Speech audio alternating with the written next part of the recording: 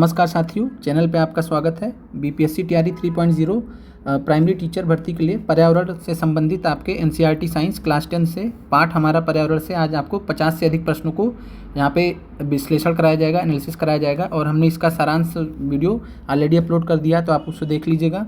और इसके अलावा जो है पीआरटी टीआरई 1 में, टीआरई 2 में और टीआरई 3 में जो है इस चैप्टर से बहुत सारे प्रश्न पूछे गए थे। और बात करें तो पीआरटी 2000 पीआईक्यूज़ की प्लेलिस्ट आपको लिंक में दी जाएगी। यहाँ आप इसको करके आप जो है अपना सब कुछ जितना भी आपने अभी तक पढ़ा है सब कुछ आप रिवाइज़ कर सकते हैं और बहुत अच्छे से एक्सप्लेनेशन के साथ में। और आपको 20 से 30 अंक आपको एक्स्ट्रा ये लाने का काफ़ी कॉन्फिडेंस भी देगा, तो आप इसको ज़रूर कर लीजिएगा। लिंक आपको दे दिया जाएगा। और साथ में जो पीआरटी वाले हैं तो पीआरटी का टेलीग्राम लिंक यहाँ पे दिया जा रहा है, तो जो अभी तक नहीं ज्वाइन किए ज्वाइन कर ले। वहाँ पे आपको बहुत ही इंपॉर्टेंट आपको जो है कई सारे जो है नोट्स दिए जा रहे हैं, जैसे बीपीएससी मॉडर्न हिस्ट्री के बिहार स्पेशल नोट्स दिए जा रहे हैं, अदर नोट्स दिए जा रहे हैं, तो आप ज्वाइन जरूर कर लीजिएगा पीआरटी टेलीग्राम। आगे बढ़ते हैं और चैप्टर हमारा है अध्याय 13 हमारा पर्यावरण और इन्वायरमेंट, और पुरानी वाली बुक में ये चैप्टर 15 के नाम से होगा। और यहाँ पे अगर बात करें तो पहला प्रश्न जो आपका अभ्यास का दिया गया, उसके बाद हम मेन प्रश्नों पे आएंगे। तो अभ्यास में प्रश्न आपका निम्नलिखित में से कौन से समूहों में केवल जैव निम्नीकरण पदार्थ है। तो आपको सबसे पहले जैव निम्नीकरण पदार्थ का जो है बारे में जानकारी होनी चाहिए। किन्हें कहते हैं? तो जैव निम्नीकरण पदार्थ वो होते हैं जो जैविक प्रक्रमों द्वारा अपघटित हो जाते हैं। ये आपको ध्यान रहना चाहिए। तो जो भी पदार्थ जैविक प्रक्रमों द्वारा अपघटित हो जाते हैं उन्हें हम क्या कहते हैं? तो उन्हें हम जैव निम्नीकरण पदार्थ कहते हैं। अब यहाँ पे अगर बात किया जाए तो दिए गए विकल्प में आपका घास, पुष्प और चमड़ा ये जैव निम्नीकरण है। फूल के छिलके, केक और नींबू का रस ये भी आपके जैव निम्नीकरण पदार्थ है। केक, लकड़ी और घास भी जैव निम्नीकरण पदार्थ हैं। तो आपका जो यहाँ पे आंसर ए, सी और डी है। ठीक है, तो ध्यान रखिएगा, यहाँ पे ए और सी और डी तीनों आंसर है आपके, और बी आपका जो है जैव निम्नीकरण नहीं है, अजैव निम्नीकरण है, तो ध्यान रखिएगा। आगे बढ़ते हैं। और अजैव निम्नीकरण कौन से होते हैं? तो अजैव निम्नीकरण जिनको जो है जैविक प्रक्रमों द्वारा अपघटित नहीं किए जा सकते हैं, जैसे कि प्लास्टिक यहाँ पे हो गया। फिर निम्नलिखित में से कौन आहार श्रृंखला का निर्माण करते हैं? तो आहार श्रृंखला की बात करें तो जिनको हम फूड चेन कहते हैं, और डिटेल में हमने एनालिसिस में जो है सारांश में समझ लिया था। तो यहाँ पे अगर बात करें तो घास, बकरी और मानव, ठीक है, घास, बकरी और मानव ये एक आहार श्रृंखला का निर्माण करते हैं। आहार श्रृंखला में सिंपल आप समझिए कि जो पहले स्थान पे होगा उसको दूसरा स्थान वाला खाएगा, दूसरे पे जो होगा उसको तीसरा स्थान वाला खाएगा। अब आप खुद सोचिए कि घास को गेहूँ खा सकता है क्या, और गेहूं को आम खा सकता है क्या? नहीं, तो गलत है। बकरी को गाय खा सकती है? बिल्कुल नहीं, क्योंकि गाय शाकाहारी है। गाय को हाथी खा सकता है? बिल्कुल नहीं, क्योंकि हाथी शाकाहारी है। फिर घास को मछली खा सकती है क्या, या मछली को बकरी खा सकती है? तो ये भी आपका गलत है। तो आंसर आपका जो सही आहार श्रृंखला है वो घास, बकरी तथा मानव है। आगे बढ़ते हैं। निम्नलिखित में से कौन पर्यावरण मित्र व्यवहार कहलाते हैं? तो इन्वायरमेंट फ्रेंडली प्रैक्टिस की बात की जा रही है। तो कपड़े का थैला ले जाना अच्छी बात है। कार्य समाप्त हो जाने पर लाइट बल्ब, पंखे का स्विच बंद कर देना अच्छी बात है। माँ द्वारा स्कूटर से विद्यालय छोड़ने के बजाय तुम्हारा विद्यालय पैदल तक जाना, तो सभी आपके पर्यावरण मित्र व्यवहार है। अब आते हैं प्रश्नों पे। प्रश्न है कि निम्न में से कौन जैव अनिम्नीकरण पदार्थ है? तो जैव अनिम्नीकरण पदार्थ कौन से होते हैं? तो ऐसे पदार्थ होते हैं जो जैविक प्रक्रमों द्वारा अपघटित नहीं होते हैं। ठीक है, तो आपका देखा जाए तो DDT, ध्यान रखिएगा। और जो है जैव निम्नीकरण है ये, और बहुत फेमस एग्जांपल है DDT। ठीक है, आपको DDT का फुल फॉर्म बताना है, अगर आपको पता है ठीक है तो आप कमेंट के माध्यम से जरूर बताइएगा। और ये जैव अनिम्नीकरण पदार्थ है, तो ध्यान रखिएगा जैव अनिम्नीकरण पदार्थ है, नॉन बायोडिग्रेडेबल है। ये पर्यावरण में बना रहता है, इसलिए पर्यावरण को बहुत नुकसान पहुंचाता है। आगे बढ़ते हैं। ओजोन परत पाई जाती है। तो ओजोन परत आपको पता होना चाहिए स्ट्रेटोस्फीयर में पाया जाता है, जिसको हम समताप मंडल कहते हैं। और ओजोन परत के बारे में इंपॉर्टेंट फैक्ट ध्यान रखिएगा, 15 से 35 किलोमीटर के बीच में, ठीक है, पृथ्वी से 13 किलोमीटर तक आपका क्षोभ मंडल होता है। फिर क्षोभ मंडल के बाद जो है 15 से 35 किलोमीटर के जो है स्पेस में आपका ओजोन परत पाई जाती है। ठीक है, और फिर वो जो है ऊपरी जो समताप मंडल वो शुरू होता है 50 किलोमीटर तक, तो ये आपको ध्यान रखना है। और ओजोन परत के अलावा स्ट्रेटोस्फीयर में, समताप मंडल में ध्यान रखिएगा वायुयान उड़ते हैं। ठीक है, तो वायुयान भी कहाँ उड़ते हैं? तो आपके समताप मंडल में उड़ते हैं। और इसके अलावा बात करें ट्रोपोस्फीयर, क्षोभ मंडल बहुत महत्वपूर्ण है। तो क्षोभ मंडल में क्या होता है? क्षोभ मंडल में मौसम संबंधी घटनाएं होती हैं, जो बारिश, ठीक है, बादल बनना, ये सब तो मौसमी घटनाएं कहाँ होती हैं? क्षोभ मंडल में होती है, इसको ट्रोपोस्फीयर बोलते हैं। और ये 13 किलोमीटर तक होता है पृथ्वी से। ठीक है, और सबसे निचला मंडल है। और अगर हम क्रम से बात करें तो सबसे पहले हमारा आएगा क्षोभ मंडल, ये अर्थ का, पृथ्वी का सतह है, पहले आएगा क्षोभ मंडल, ठीक है, ये भी प्रश्न पूछा गया। क्षोभ मंडल के बाद आपका आएगा समताप मंडल, ठीक है, और समताप मंडल के बाद आएगा मध्य मंडल। तो ये आपको ध्यान रखना है। और मध्य मंडल सबसे ठंडा मंडल होता है, तो ध्यान रखना मध्य मंडल सबसे ठंडा मंडल होता है, -80 डिग्री तक यहाँ पे टेम्परेचर जा सकता है। तो आगे बढ़ते हैं। निम्न में से कौन सा एक जलीय आहार श्रृंखला है? तो जलीय आहार श्रृंखला की बात कर रहे हैं, और यहाँ पे जो है मैरीन या एक्वेटिक, ठीक है, एक्वेटिक फूड चेन की बात कर रहे हैं, एक्वेटिक फूड चेन की बात कर रहे हैं। तो घास, बकरी, शेर एक्वेटिक फूड चेन में जलीय आहार श्रृंखला पे बिल्कुल नहीं आ सकते, ठीक है। घास, जलीय कीट, मछली और मनुष्य, ठीक है। तो मछली जो है, मनुष्य कहाँ जो जाके समुद्र में रहेगा, ठीक है, तो मैरीन एक्वेटिक में ये भी नहीं आएगा। फिर घास, मछली और मनुष्य ये भी नहीं आएगा, मनुष्य नहीं हो सकता, ठीक है। और मनुष्य की बात करें तो मनुष्य क्या है, तो स्थलीय आहार श्रृंखला का भाग है, तो ध्यान रखिएगा स्थलीय आहार श्रृंखला का भाग है। आंसर हो जाएगा शैवाल, जलीय कीट, मछली, ठीक है। तो शैवाल, जलीय कीट और मछली ये उदाहरण है जलीय आहार श्रृंखला के। आगे बढ़ते हैं। निम्नलिखित में से किसे आप उपभोक्ता की श्रेणी में रखेंगे? तो उपभोक्ता कौन होते हैं? तो जो उत्पादक पे निर्भर होते हैं। उत्पादक कौन होते हैं? हरे पौधे होते हैं, नील हरित शैवाल होते हैं, हमने एनसीईआरटी की क्लास में देखा है, ठीक है। और ये जो है ब्लू ग्रीन एल्गी, ठीक है, इंग्लिश में इनको ब्लू ग्रीन एल्गी बोलते हैं। और जब हमारे पृथ्वी का निर्माण हो रहा था तो सबसे आरंभिक, ध्यान रखिएगा, सबसे आरंभिक उत्पादकों के रूप में जाने जानते हैं, ठीक है, सबसे प्राइमरी प्रोड्यूसर्स के रूप में जाने जाते हैं पृथ्वी पर। और इन्हीं की वजह से जो पृथ्वी पर ऑक्सीजन की मात्रा बढ़ना स्टार्ट हुआ, कार्बन डाइऑक्साइड का जो है अवशोषण शुरू हुआ, तो बहुत ही महत्वपूर्ण है। उसके अलावा फूल पत्ते भी इसी के पार्ट हैं। तो आप ये सब क्या है, उत्पादक हैं, और आपका ये उपभोक्ता की श्रेणी में आ जाएगा, कंज्यूमर की श्रेणी में आ जाएगा। और उपभोक्ता भी 3 प्रकार के होते हैं, प्राथमिक, हमने सब डिस्कस किया, आपको रिवाइज करा दे रहे हैं, द्वितीयक और तृतीयक। आगे बढ़ते हैं। निम्न में से कौन सा एक जैविक प्रक्रम द्वारा अपघटित होने वाला पदार्थ है? तो यहाँ पे बात करें तो जैविक प्रक्रम द्वारा अपघटित होने वाला पदार्थ को हम क्या बोलते हैं? तो जैव निम्नीकरण, जैव निम्नीकरण, और इंग्लिश में इसको हम बोलते हैं बायोडिग्रेडेबल, ठीक है। तो अब यहाँ पे बात करें तो जैविक प्रक्रम द्वारा अपघटित होने वाला एक ही है, यहाँ पे सूखे घास पत्ते, ठीक है, ये अपघटित हो जाते हैं बहुत आराम से। फिर पॉलीथीन गैस की बात करें तो पॉलीथीन गैस, प्लास्टिक की बोतल, रबड़, ये क्या है? जैव अनिम्नीकरण है, ठीक है। तो जैव अनिम्नीकरण यानी नॉन बायोडिग्रेडेबल है, ये ध्यान रखना आपको। आगे बढ़ते हैं।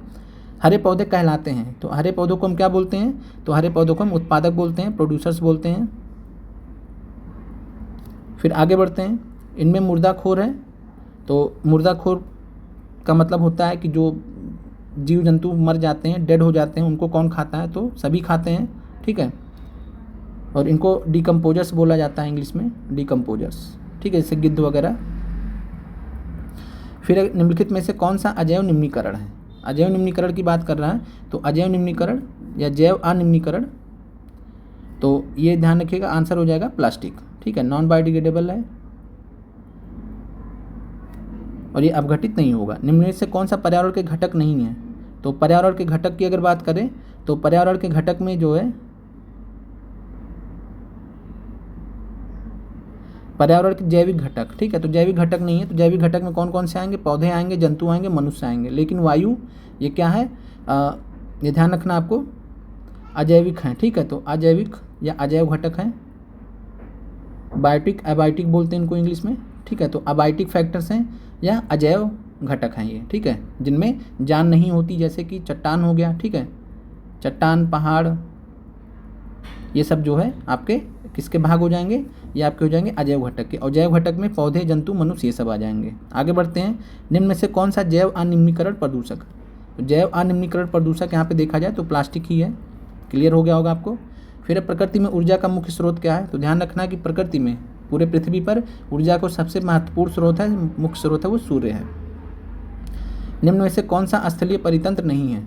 तो स्थलीय परितंत्र जंगल स्थल पे होता है, घास के मैदान स्थलों में होते हैं, मरुस्थल भी, लेकिन एक्वेरियम जो है ये स्थलीय परितंत्र नहीं है। एक्वेरियम एक जो है कह सकते हैं मानव निर्मित, ठीक है, आर्टिफिशियल पारितंत्र है। तो ध्यान रखिएगा, मानव निर्मित या आर्टिफिशियल पारितंत्र है, इकोसिस्टम है। फिर CFC है, तो CFC का फुल फॉर्म क्या है? तो CFC का फुल फॉर्म है क्लोरोफ्लोरोकार्बन। और CFC क्या करता है? तो ओजोन परत का क्षरण करता है, ओजोन परत का क्षरण करता है, ये ध्यान रखना आपको, क्लोरोफ्लोरोकार्बन बोला जाता है। और इनका इस्तेमाल कहाँ पे होता है? तो हमने बात किया था जो रेफ्रिजरेशन होता है शीतलन में, ठीक है, शीतलन में इनका इस्तेमाल होता है। जिसकी वजह से ये पर्यावरण में जाते हैं और नुकसान पहुंचाते हैं। फिर है मृत शरीरों को पचाने वाले जीवों को, और यहाँ पे एक चीज़ और आपको ध्यान रखना है कि जो ओजोन परत होती है, ओजोन परत होती है, तो ओजोन परत हमारी किससे रक्षा करती है, तो सूर्य की अल्ट्रावायलेट रेस से, अल्ट्रावायलेट किरणों से रक्षा करती है।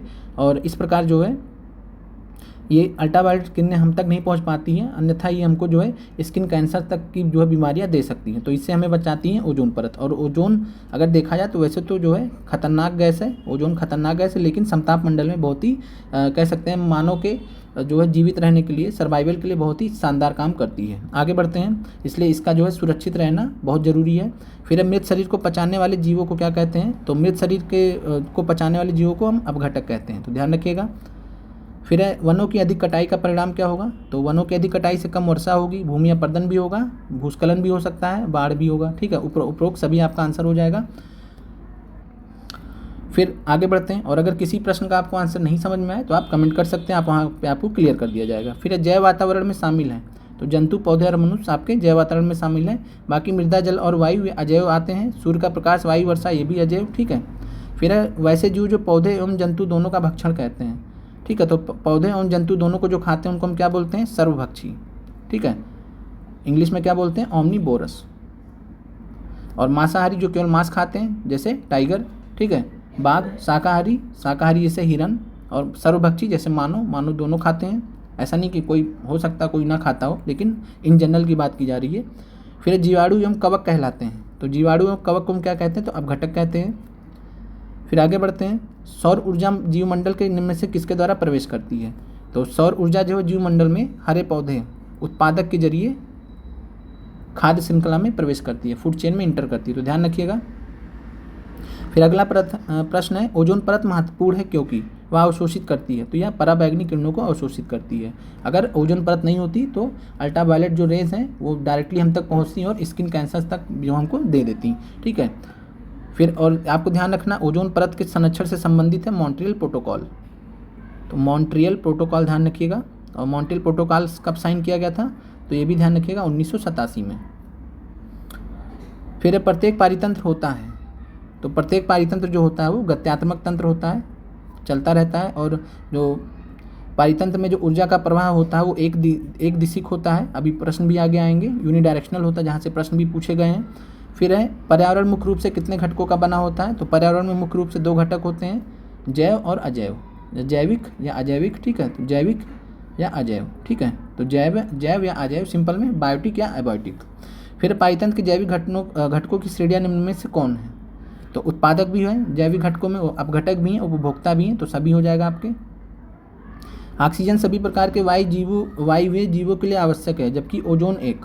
तो बात करें तो ओजोन जो है घातक विषय, और लेकिन यह जो है समताप मंडल में काफ़ी अच्छा काम करती है, हमारी रक्षा करती है, और वैसे ही जनरली ये घातक है। ठीक है, घातक गैस है। फिर कृत्रिम पारितंत्र का उदाहरण क्या है यहाँ पे, तो कृत्रिम और ये सारे प्रश्न आपके एनसीईआरटी से लिए गए हैं, तो बगीचा और खेत। ठीक है, तो ध्यान रखिएगा, कल का आपका जो चावल का खेत, धान का खेत भी दे सकता है, तो ये सब कृत्रिम पारितंत्र के उदाहरण हैं। और ध्यान रखिएगा, जो चावल के खेत होते हैं, धान के खेत होते हैं, मीथेन उत्सर्जन के लिए जाने जाते हैं, तगड़ा मीथेन का उत्सर्जन होता है वहाँ से, धान के खेतों से। फिर ओजोन परत पाया जाता है, तो ओजोन परत जो है वायुमंडल के जो है ऊपरी सतह में, कहाँ पे, तो समताप मंडल में। ठीक है, समताप मंडल में, समताप मंडल स्ट्रेटोस्फीयर में पाया जाता है 15 से 35 किलोमीटर के बीच में, तो ध्यान रखिएगा 15 से 35 किलोमीटर के बीच में पाया जाता है। फिर निम्न में से कौन से समूहों में केवल जैव निम्नीकरण पदार्थ, तो यहाँ प्रश्न आपका जो है लिया गया है वही रिपीट है, तो आपका आंसर केक, लकड़ी और घास भी है, घास, पुष्प एवं चमड़ा भी है। ठीक है, और फूल के छिलके, केक और नींबू का रस भी है, तो AC, D दोनों है। और यहाँ पे हमने पहले भी ये प्रश्न करा दिया, आपका आंसर AC और D होगा। ठीक है, फिर आगे बढ़ते हैं, इनमें से कौन आहार श्रृंखला का निर्माण करते हैं, तो ये भी प्रश्न हम कर चुके हैं, तो घास, बकरी और मानव। फिर है वन पारिस्थितिक तंत्र में हिरण होते हैं, तो महत्वपूर्ण प्रश्न है, तो वन पारिस्थितिक तंत्र में हिरण क्या होते हैं, तो ये प्राथमिक उपभोक्ता होते हैं। ठीक है, ये खाते हैं किसको, तो घास को खाते हैं। घास क्या होता है, तो उत्पादक होता है।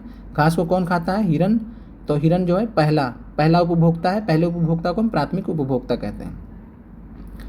फिर आगे बढ़ते हैं, जीवमंडल में ऊर्जा का एकमात्र स्रोत है, तो सूर्य का प्रकाश है, प्रश्न हमने देख लिया है। फिर है घास स्थलीय पारितंत्र में उत्पादक हैं, तो घास स्थलीय पारितंत्र में उत्पादक घास ही होते हैं। फिर है ओजोन के अणु में ऑक्सीजन के कितने परमाणु होते हैं, तो ऑक्सीजन के 3 होते हैं, तो ध्यान रखिएगा O3 इसका फार्मूला भी होता है O3, ठीक है। तो इसका मतलब है ऑक्सीजन के 3 यहाँ पे परमाणु हो गए। फिर अपघटक का उदाहरण है, तो अपघटक का उदाहरण यहाँ पे आपका कवक है। फिर हरे पौधे आपको पता ही उत्पादक हैं, ठीक है। बाघ जो है उपभोक्ता में आते हैं। फिर चिपको आंदोलन का मुख्य उद्देश्य संरक्षित करना था, तो चिपको आंदोलन का मुख्य उद्देश्य किसको संरक्षित करना था, तो वृक्षों को। और चिपको आंदोलन जो है ध्यान रखिएगा 1973 में हुआ था, कहाँ पे, तो उत्तराखंड में। और डिटेल में हमने जो है भूगोल की NCERT क्लास में इसके बारे में बताया भी था। और इसके प्रणेता कौन थे, इसके सबसे महत्वपूर्ण नेता कौन थे, तो सुंदरलाल बहुगुणा, इसके नेतृत्व करता थे सुंदरलाल बहुगुणा। और अगर बात करें तो चंडी प्रसाद भट्ट भी इनसे जुड़े हुए थे, तो चंडी प्रसाद भट्ट भी इससे जुड़े हुए थे, ये ध्यान रखिएगा। फिर आते हैं पर्यावरण के अंतर्गत आते हैं, तो पर्यावरण के अंतर्गत जलमंडल भी आता है, जैवमंडल भी आता है, स्थल मंडल भी आता है, तो इनमें से सभी ये पर्यावरण के अंतर्गत आते हैं। और आगे बढ़ते हैं, और ये साथ में ध्यान रखिएगा जैवमंडल किसको कहते हैं, बायोस्फीयर, ठीक है। तो बहुत महत्वपूर्ण है बायोस्फीयर, यही समझ लीजिए जैवमंडल, ठीक है।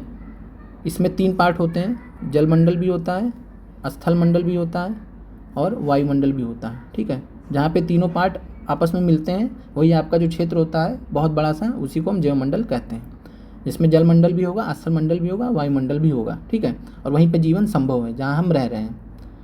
फिर जैव घटक के उदाहरण हैं, तो जैव घटक के जो उदाहरण पौधे और मनुष्य, तो A और B दोनों, इतना महत्वपूर्ण प्रश्न नहीं है ये, छोड़ देते हैं इसको। फिर है उत्पादकों पर निर्भर रहने वाले जीव कहलाते हैं, तो उत्पादक पर जो निर्भर होते हैं ग्रीन प्लांट्स पे, प्रोड्यूसर्स पे निर्भर जो रहते हैं उनको क्या बोलते हैं, उपभोक्ता, ठीक है। तो कंज्यूमर्स कहलाते हैं ये। फिर उपभोक्ताओं को कितने श्रेणियों में बांटा गया है, तो 3 श्रेणियों में बांटा गया है, प्राथमिक, द्वितीयक और तृतीयक, प्राइमरी, सेकेंडरी एंड टर्सरी। इनमें से कौन सर्वाहारी जीव है, तो सर्वाहारी जीव की बात करें तो जो है B और C, तिलचट्टा, ठीक है, B और C, तो आपका ध्यान रखिएगा आंसर B और C हो जाएगा। तो मनुष्य भी और तिलचट्टा भी जो है सर्वाहारी होता है। फिर सूक्ष्म उपभोक्ता जीव कहलाते हैं, तो सूक्ष्म उपभोक्ता जीव जो है जीवाणु भी है और कवक भी हैं, तो ध्यान रखिएगा। फिर है इनमें से कौन वन आहार श्रृंखला बनाता है, तो वन आहार श्रृंखला घास, हिरन और बाघ बनाते हैं। घास को हिरन खाएगा, हिरन को बाघ खाएगा, ठीक है, बाकी सब उल्टा है, आप चेक कर सकते हैं किसको कौन खा रहा है, लेकिन क्रम से जाना चाहिए। फिर है सूर्य के द्वारा निकला हुआ पराबैंगनी किरण कहाँ अवशोषित होता है, तो यहाँ ओजोन परत में अवशोषित होता है। फिर है पराबैंगनी किरण के कारण मनुष्य में कौन सा रोग उत्पन्न होता है, तो ये त्वचा कैंसर, ठीक है, स्किन कैंसर यहाँ पे हो सकता है पराबैंगनी किरण के कारण। वायुमंडल कितने परतों में बटा हुआ है, तो वायुमंडल जो है ये 5 परतों में बटा हुआ है। और अगर हम बात करें तो सबसे पहले जो है हमारा क्षोभ मंडल, क्षोभ मंडल के बाद समताप मंडल, समताप मंडल के बाद मध्य मंडल, फिर जो है बाह्य मंडल, फिर बहिर्मंडल, ठीक है। नाम में थोड़ा देख लीजिएगा कि बहिर्मंडल पहले है कि बाह्य मंडल पहले है। आगे बढ़ते हैं, पादप खाने वाले जीव को क्या कहते हैं, तो पादप खाने वाले जीव को शाकाहारी बोलते हैं, जैसे हिरन हो गया, खरगोश हो गया, ठीक है। फिर इनमें से कौन मानव निर्मित जैव निम्नीकरण है, तो मानव निर्मित जैव निम्नीकरण यहाँ पे आपका बायोगैस है। फिर आगे बढ़ते हैं, हमारे द्वारा उत्पादित अजैव निम्नीकरण कचरे में कौन सी समस्या उत्पन्न होती है, तो यहाँ से मृदा प्रदूषण भी होता है, नाले नालियों में अवरोध भी होता है, मानव शरीर में जैव आवर्धन भी होता है। तो जैव आवर्धन, बायोलॉजिकल मैग्निफिकेशन, इसके बारे में भी हमने NCERT की क्लास में डिस्कस किया था पर्यावरण में।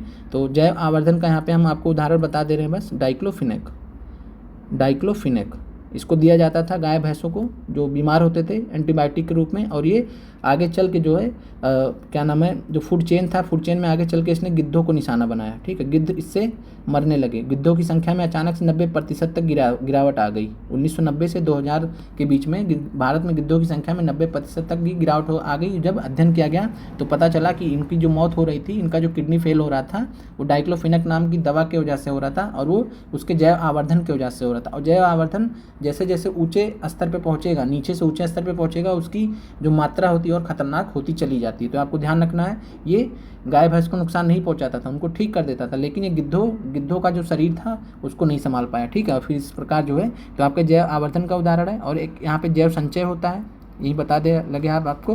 तो जैव संचय जो है, जो मिनीमाता रोग आपने सुना होगा, मिनीमाता रोग जो पारे की विषाक्तता से होता है, तो ये जैव संचय का उदाहरण है कि मछलियों में गया, ठीक है, मछलियों में गया, उसके ऊपर किसी के यहाँ नहीं जाए, किसी पे नहीं जाएगा, मछलियों में गया, फिर मछलियों को जो है इंसान ने पकड़ा और उनको खाया, फिर वहाँ से वो बीमारी उनके अंदर चली गई। तो जैव संचय का उदाहरण। लेकिन जैव आवर्धन में जो है जो एक पोषी स्तर से दूसरे पोषी स्तर, दूसरे से तीसरे में ये बढ़ता जाता आवर्धन होता रहता है। तो आप नाम से भी समझ सकते हैं। और जैव संचय में एक जो है पार्टिकुलर पोषी स्तर पे ये जो है संचय हो जाता है, ठीक है, जो विषाक्त पदार्थ होते हैं उनका संचय हो जाता है।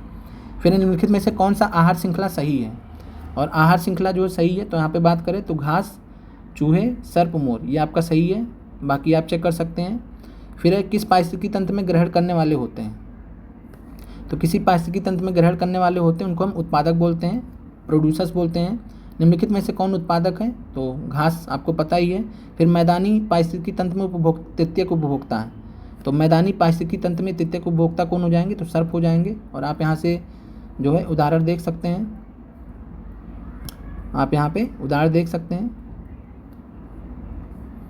फिर आपका जो प्रश्न है वो समाप्त होता है। और इसके बाद फिर जो है हम आगे की क्लासेस आपको देंगे। आपको कोई भी डाउट हो आप कमेंट करिए, आपको जो है पूरी सहायता की जाएगी कि आप जो है तैयारी के लिए बेस्ट दे सकें। तो मिलते हैं अगले वीडियो में। आप लोग का देखने के लिए बहुत बहुत धन्यवाद। और कमेंट के माध्यम से आप अपना फीडबैक ज़रूर दीजिए। मिलते हैं आपसे अगले वीडियो में।